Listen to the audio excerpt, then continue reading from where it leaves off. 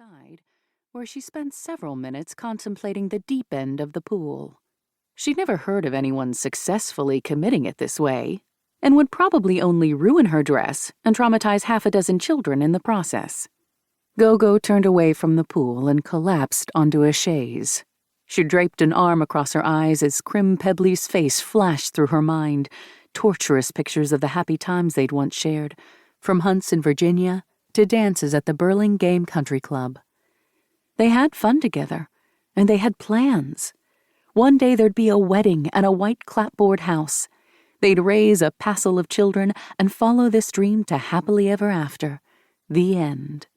Now Gogo's future was smashed to bits. Her life was over at only 21 years of age. 2. Gogo heard the whoosh of a door and the clack of heels on concrete. "Darling!" sang a voice. She opened one eye and a second. "Why are you in repose?" It was her best friend, Dolly Fritz. Gogo jumped to her feet and wrapped her arms around Dolly's neck, nestling her face in her thick black hair. "Thank God you're here," she said. It was a great stroke of luck. Dolly acted like an older sister, protective, forever coming to Gogo's aid, but was not always available. She often disappeared into her own world or Europe for days or even weeks at a time. "I guess I don't need to ask how Sibley's wedding was," Dolly said, wiggling out of Gogo's hold. "But what's with the decorations?" She crooked a thumb toward the building. "The hallway looks like a birth canal." Gogo nodded. It was a lot of pink, now that she mentioned it.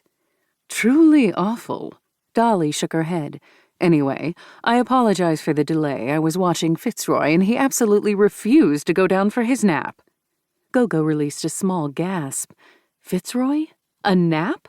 For a millionaire hotel magnate, Dolly could be disorganized, distracted, prone to misplacing people and things. Her father died when she was 15, leaving a teenage girl in charge of several major properties throughout Northern California.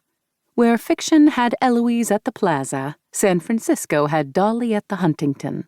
Except in this case, the child was running the show. That was more than 10 years ago, but sometimes Dolly still acted like the baby heiress she'd once been. "You're babysitting?"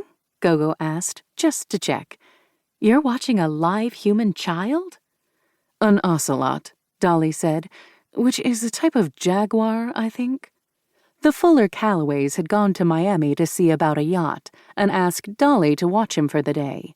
She was the only person they knew presently in Palm Beach. "Oh," was the only response Gogo could gin up, although in some ways this made sense. Her friend was the sort of generous that could get a person's hand bitten off. "Is that why you didn't come to the wedding? The ocelot?" Dolly shook her head and plunked down on the end of a chaise. "I called in sick at the last minute," she said. "Sick of attending the same event 12 weekends in a row. But I left that part out. Now I wish I'd gone. I can't believe Crim dumped you at a wedding. That is too low, even for him." Gogo wrinkled her nose. Even for him? If Dolly didn't care for Crim Pebley III, it was the first she'd heard of it. "Well, go ahead," Dolly said with a sigh. "Tell me what happened." Gogo hardly knew.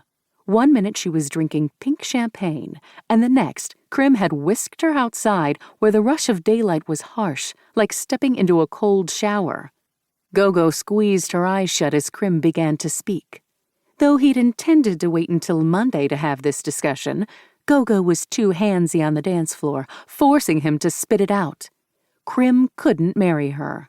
Instead of the engagement she'd expected, they were breaking up. "It was that quick," Gogo said, her voice climbing to new heights. "I feel like someone dropped me off the side of a building."